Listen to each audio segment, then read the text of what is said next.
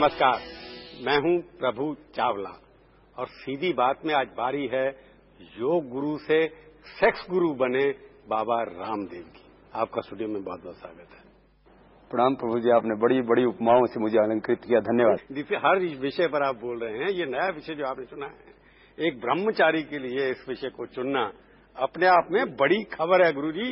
नहीं प्रभु जी, माने जिन लोगों का चरित्र ही कुछ नहीं है, वो लोग जो एक बीमार मानसिकता के शिकार हैं और इस पूरे समाज को एक चरित्रहीन समाज बनाना चाहते हैं, क्या उनके खिलाफ मैं न बोलूं तो मुंह ना खोलूं तो कौन बोलेगा? नहीं बाबा, ठीक बात आप जो कह रहे हैं, पर ये इसमें आपके बीमार मानसिकता क्या है? हर आदमी की अपनी अपनी पसंद होती है। जैसे आपको ये कपड़े पसंद है भगवा, मेरे को लाल पसंद है, आप कहेंगे मैं तो लाल पहनता हूं इसलिए मैं बीमार आदमी हूं। ये तो एक चॉइस की बात है ना बाबा जी।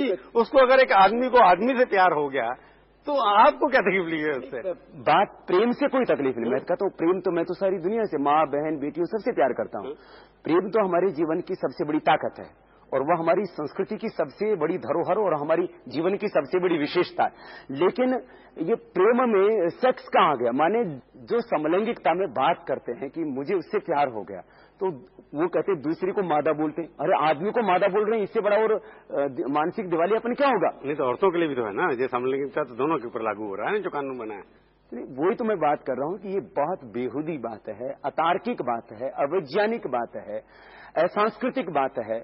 कुल वंश परंपरा लोकाचार शिष्टाचार सदाचार सबके विरुद्ध बात है।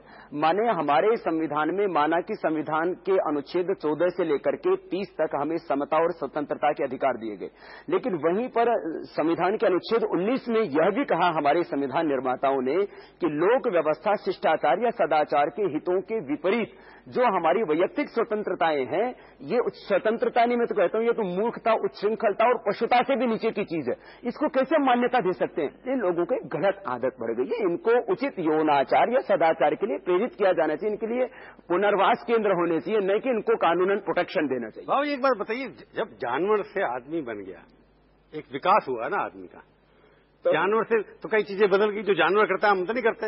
विकास होने का अर्थ यह नहीं है कि आप सारे मूल्य, सारे आदर्श, सारी परंपराएं उनको तोड़ दें। मैं तो एक ही बात कहूंगा प्रभु जी इस मामले में। ये एक तर्क दिया जाता है कि आज नहीं रहे हमारे बीच में संगीत की दुनिया के सबसे बड़े सितारे माइकल जैक्सन का, कि एक सफल व्यक्ति थे। ऐसे और बहुत से बेहुदे लोग हैं आज भी हमारे कुछ जो है फैशन डिजाइनर्स हैं और दूसरे कुछ उसमें दुर्भाग्य राइटर्स। अरे एक आदमी देखो, एक विषय में सफल आदमी था वो, एक विषय में उसकी योग्यता थी, लेकिन वो एक सफल व्यक्ति यदि हिंसा करे, अपराध करे, चोरी करे, डकैती करे, ड्रग्स ले, तो क्या हम उसको उचित ठहरा देंगे इसलिए कि एक सफल व्यक्ति किसी काम को कर रहा है? तो बड़ा आदमी पाप करेगा, चोरी करेगा, डकैती करेगा, उसको हम उचित ठहरा देंगे? आपको ये किसने ठेका दे दिया कि ये आप तय करेंगे कि ये उचित है, ये अनुचित है? ये मेरी व्यक्तिगत चॉइस है कि मैं किस तरह की लाइफ बिताना चाहता हूँ। मेरी व्यक्तिगत स्वतंत्रता है, प्राइवेट है, पब्लिक में नहीं है।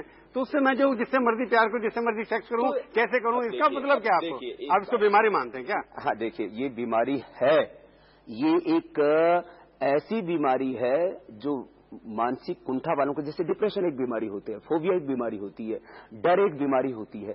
इसी तरह से यदि आप जो है WHO की परिभाषा देखते हैं हेल्थ की, वो कहते हैं health is a state of complete physical, mental and social wellbeing. तो ये फिजिकल भी एक गड़बड़ी है इसके अंदर, मेंटली भी। WHO ने निकाल दिया, डिजीज नहीं मानते हो। अरे मैं बता रहा हूँ ना, वो अब गलत व्याख्या करने लगे तो अलग बात है। उन्हीं की व्याख्या मैं बता रहा हूँ जो 61 स्टेट से एक साथ मिलकर के ये तय की।